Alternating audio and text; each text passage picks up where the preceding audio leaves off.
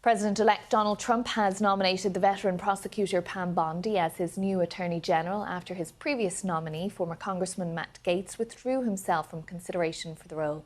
Ms. Bondi was one of Mr. Trump's defence lawyers during his first impeachment trial in 2020. A long-time ally of the President-elect, she previously served as Attorney General of Florida. Mr. Trump said in that role she'd worked to stop trafficking of deadly drugs and reduced deaths from fentanyl overdoses. The decision comes as former Congressman Gaetz was facing new allegations about a second sexual encounter with a girl he'd met at a party. The girl was reportedly 17 at the time. Mr. Gaetz announced he was stepping down on X in a post saying, "While the momentum was strong, it's clear that my confirmation was unfairly becoming a distraction.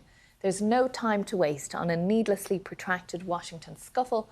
Thus, I'll be withdrawing my name from consideration to serve as Attorney General." Trump's DOJ, Department of Justice, must be in place and ready on day one. And we should be clear, of course, that Matt Gaetz denies any wrongdoing and no criminal charges have ever been brought against him. The President-elect responded to Gaetz' statement saying, "I greatly appreciate the recent efforts of Matt Gaetz in seeking approval to be Attorney General. He was doing very well, but at the same time didn't want to be a distraction." That from President-elect Donald Trump. Now, for more on all of this, I've been speaking to Molly Ball, senior political correspondent for the Wall Street Journal.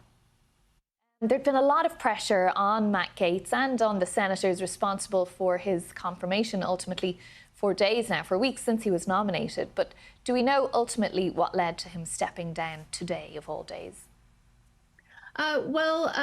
Former Congressman Gaetz was here in Washington this week, meeting with senators to gauge their receptiveness to his nomination.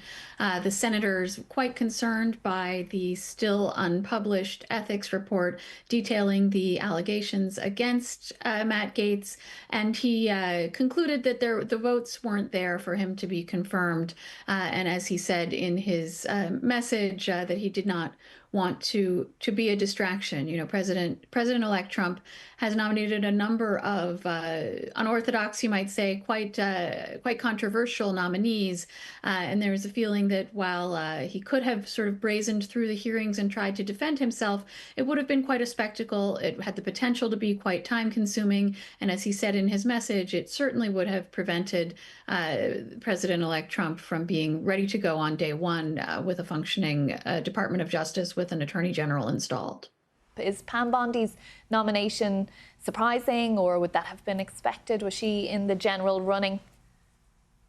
I think she definitely was on a lot of people's lists for potential candidates for this job, but she is definitely someone who is a favorite of Republicans in Florida and nationally. She has been a strong ally for Donald Trump, going back to his original first term as president, and is someone who is quite well regarded by a lot of Republicans. And as you say, Florida is a very good state for Donald Trump. It used to be a swing state. It hasn't been for a while. It is where Donald Trump makes his home, and so you have a lot of Republicans coming and going from Mar-a-Lago who have the opportunity to meet Donald Trump and ingratiate themselves with him.